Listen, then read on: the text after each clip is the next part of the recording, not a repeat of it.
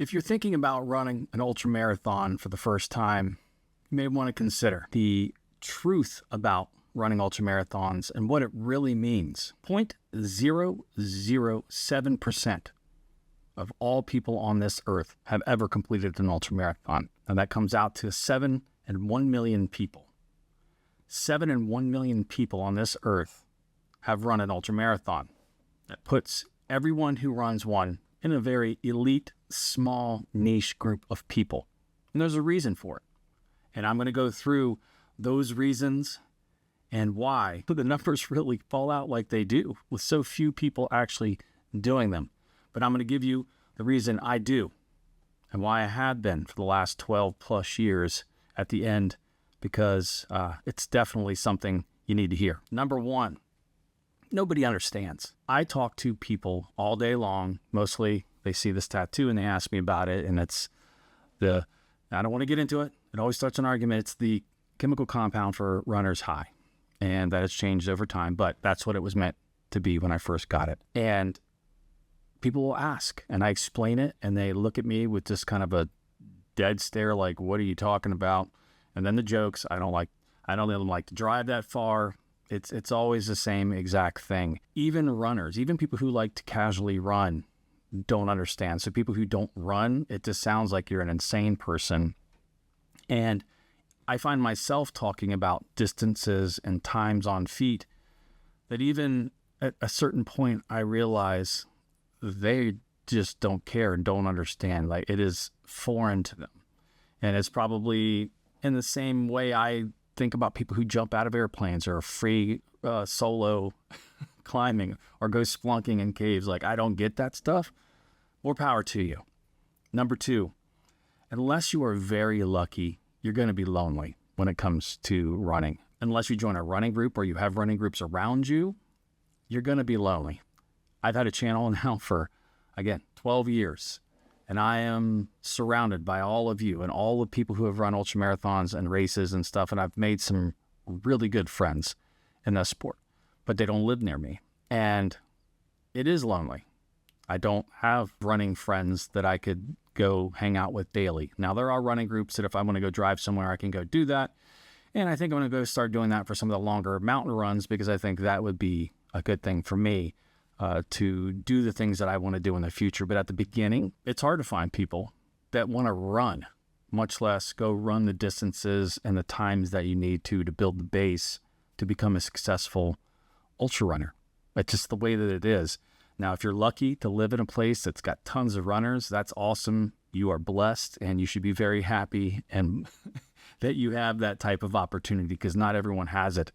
And that makes it even harder at the beginning of running, just because you just really have no one to kind of talk to. And that was kind of the impetus of this channel. I wanted to create a place where people who were looking for that interaction, that accountability, to have somewhere where they could watch someone going through what they're going through and have that camaraderie and a way to bounce ideas and questions off. And that's what this channel is about. That's why I do all the things I do. That's the run club that I started on Strava.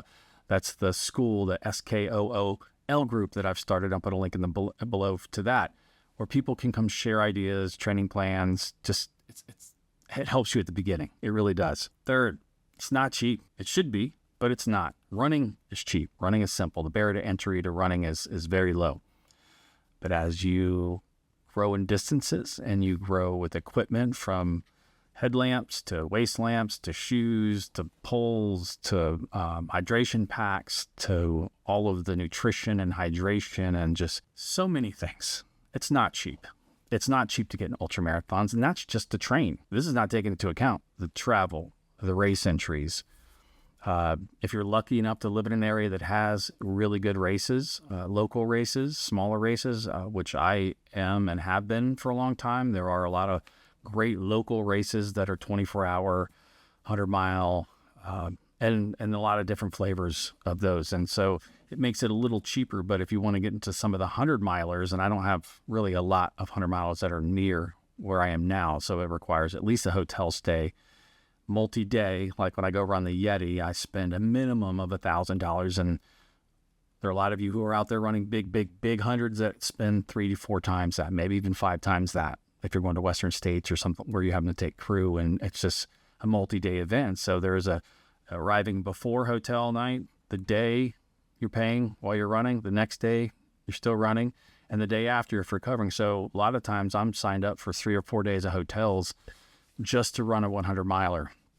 It's not cheap. And obviously, you know, if you're traveling overseas, it just goes up and up and up and up. And some of these races are very, very expensive, from $3 to $4 to $5 to $800 or $1,000 to enter, or even more, depending on the size of the race and the remoteness of the race and how big the race name is. It's just the way that it is. So number 4, it's very, very time consuming. This is not training for 5Ks. Marathons start to push in that time. I mean, I train anywhere from 7 to 8 to 9 to 10, 11 hours a week, just depending on where I'm at. That seems like a lot to me. It's not a lot in the grand scheme of people who are training a ton. It's a lot for me with my job, being a husband and father, and running a YouTube channel and all the things that I do. It's a very tight amount of time I have to get this in. So I'm running early, I'm running late, I'm blocking off time in the middle of the day. I need to get better at this with creating content and doing all the stuff I do. It's hard to balance it all. It is a lot. And so I have a tendency to do less training to be able to fit it all in, and then go into races undertrained, or at least not trained to the extent that I should be. And I should be, because I'm a certified coach. I know what I need to do, and I've just kind of enjoyed the journey and participating and seeing friends and stuff like that. So I've made it less about trying to perform at my highest and perform good enough and still enjoy all the benefits and things that there are. Probably create a little bit more pain for myself, and that's just the way I've had to do to balance. So you're gonna struggle with time and life balance if you have a lot of other things pulling you in multiple directions. If you're fortunate enough to be in a time in your life where you don't have all those things and you can train a ton, if you're with another person, your partner's probably not going to be super happy with it unless they're super supportive, which would be awesome to have that kind of person. So just, it's definitely something to think about. It is a true reality of this. 5, you will go through imposter syndrome. I do it too. At the beginning, when I first started running in like 2013, 2014 and ultras, there was not a lot of YouTube channels. I would show up first. If you searched on ultramarathon, my videos would show up first on YouTube. And as time went on, the elites, the pros, the Billy Yangs and all of the people who are coming out making these beautiful documentaries and getting access to all of these other famous ultra runners and creating all this really beautiful, entertaining content has come out. It's kind of shown what's out there. And when you see those things, you're like, wow, these are the real people. They're really doing it. And my little local 100 is not that big of a deal compared to somebody crushing Western States or Leadville or Cocodona. Doing all these big races, you start to think, well, my 50K is not that impressive, or my 50 mile is not that impressive. You start looking at that, and even I do that, because there are a lot of channels now that are hosted by pros or elites that have film crews that are able to kind of just show off what they do. I don't have that. I film solo. I always film solo. A lot of those channels don't really focus on trying to help people. They just show. They don't tell how to do these things. And so my focus is to help people get into it. I'm not an elite by any stretch of the imagination. I do know what I'm talking about, but I'm not an elite. I don't have time to train like an elite, and I probably don't have the talent or the ability or the age on my side anymore to perform at the highest amount. Do I think I have a lot more room above me to improve? Absolutely, if I could put in the time. And I would like to do more of that, and I will be showing that this year and next year, and hopefully many years to come. I turn 50 in a month, and we're gonna do a lot of content set around that. 1, 2, 3, 4, 5, 6. You will suffer. It's not easy. The best suffer. The back of the pack suffers. The middle of the pack suffers. There's no way of getting around suffering. But you will learn to love it, appreciate it after the fact. I always equate it to having a kid. Like, it's super stressful. Again, I've Never had one. My wife's had all of them, but I went through the process of being stressed about her and the kids. This one's always super popular. I love all the people when they come and tell me I don't know and I can't speak on it, but I can because I feel the stress and the scaredness and the fear. And then my wife and I want to have another kid after we said we're done. We did. But it's similar in that you forget all of the scary, hard things, and you remember how it made you feel, and how beautiful it was, and the camaraderie and the friendships and the finishing and proving to yourself that you can do hard things, because you can. And that's what's beautiful about it. And it's what keeps drawing you back. And that takes you into number 7. I don't know how to stop. You will get to a point where you'll get addicted to doing the hard thing. Like, I don't know how to not be a distance runner. Even when I take time off, or there was a time period where I took about 2 years off, I was still a distance runner, but I was on the bench and it bothered me every single day. There was never a time I'm like, I'm done. I just don't run anymore. It bothered me that I was not running. It bothered me that I was not going towards a goal. And I think most ultra runners are like that. We're a special breed. There's something different about our brains, because I only ever meet ultra runners or non-ultra runners. I don't meet people in the middle that go, oh, that's super cool, I would love to try that someday, and they're not ready. This just doesn't happen.